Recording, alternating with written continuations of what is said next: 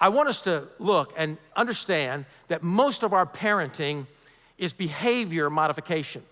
And I don't use that word as a child psychologist. I'm just saying we attack the behavior of our children rather than the root of the problem. We have as a matter of fact, we've said this many times before, that about 6% of our kids nationwide that leave our churches and go to college are actually going to church. 6%. It's like, okay, I live this way at home. You made me do all these things. You made me go to church. I'm not going now that I have a choice. And so unless you threaten me or something, I'm just not going to do that. So what do? We manipulate, or we try to help the behavior of our children. We do this through threat.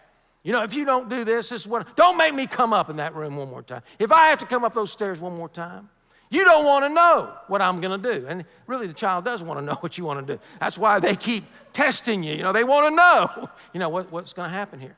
And so sooner or later, you're not going to be able to threaten them because some of you know what I'm talking about. They're bigger than you are now. And then there's manipulation.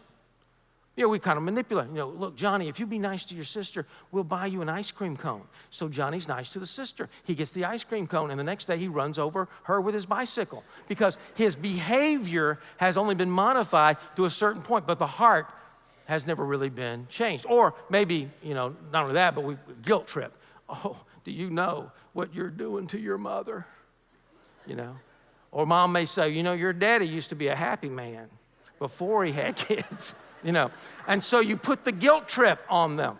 And none of those things are working because here's what the Bible says in Proverbs. Proverbs 4:23, it says, watch your heart with all diligence because from it flow the springs or the issues of life. When Jesus was speaking to the crowds and he was talking about things like hypocrisy and things like that and good fruit, bad fruit, here's what he says in Luke chapter 6.